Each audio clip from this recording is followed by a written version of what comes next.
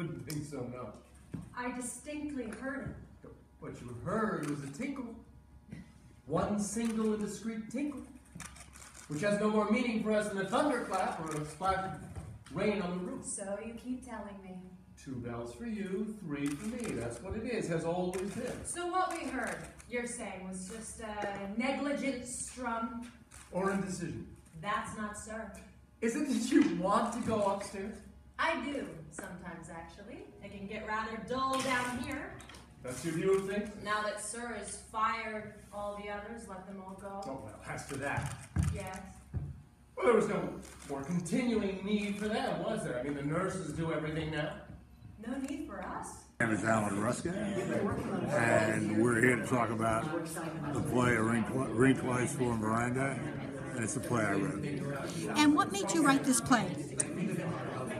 Well, it comes from a lot of different sources. I spent 44 years as a trial lawyer.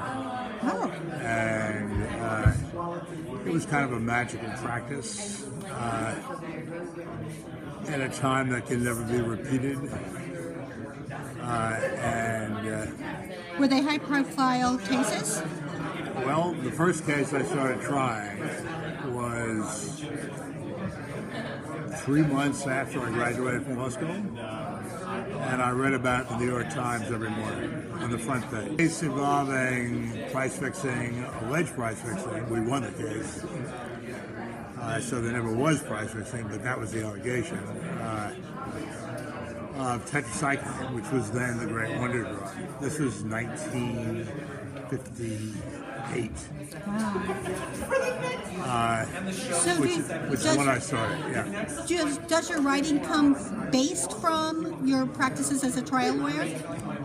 Well, a lot of it does. A lot of it is directly based on that. I mean, I've written a couple of novels that deal with cases I actually tried, with the facts changed. But the last novel that was published was a novel called Pardon the Ravens, which deals with 3 different cases that I was involved in as a trial lawyer.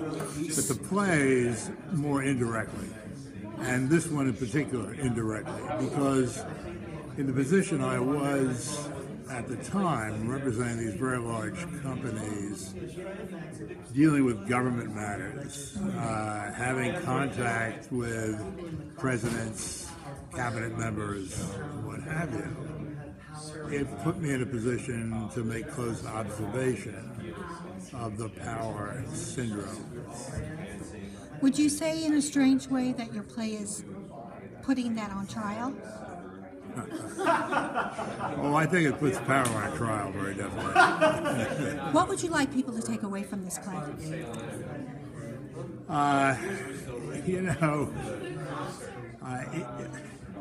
It's very easy for people to say about anything they've written that deals with the human condition.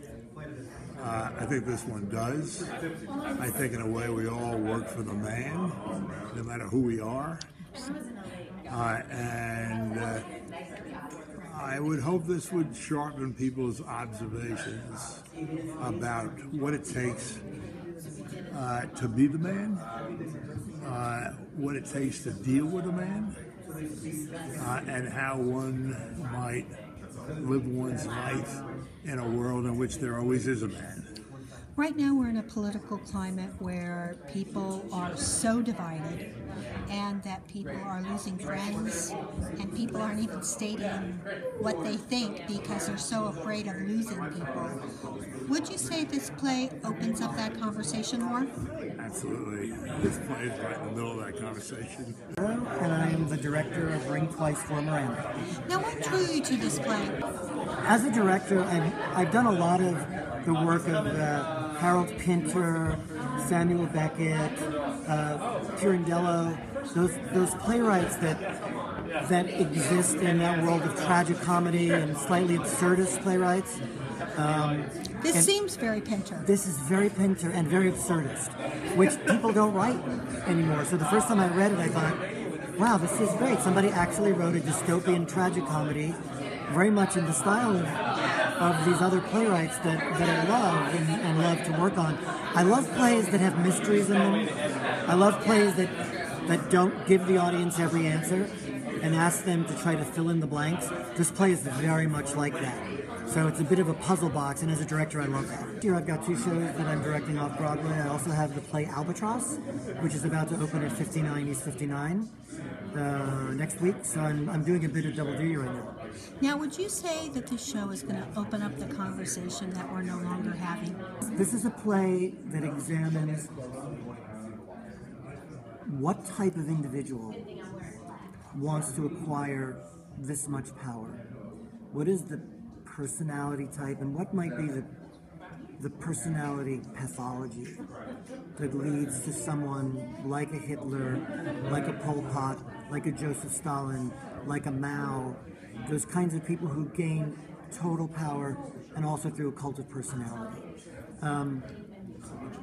It asks some big questions about that. So I think in this moment, when we're asking questions about that, about has this been a move towards power based on perhaps some kind of pathology? Because I think no matter who we would have chosen, the pathology was there. Yeah, I agree. I don't think it was one or the other. I I agree. personally think we all should have voted for Mickey Mouse. I agree. So it really is examining that question. So it's less about the individuals than it is about why do we allow this to happen? Why do the rest of us allow people who are so driven by narcissism and the lust for power, we allow them to rise to the top, and we allow those things to be done to us? Do you think humanity stands a chance? Oh yeah, of course I do, but only if we learn the lessons of history.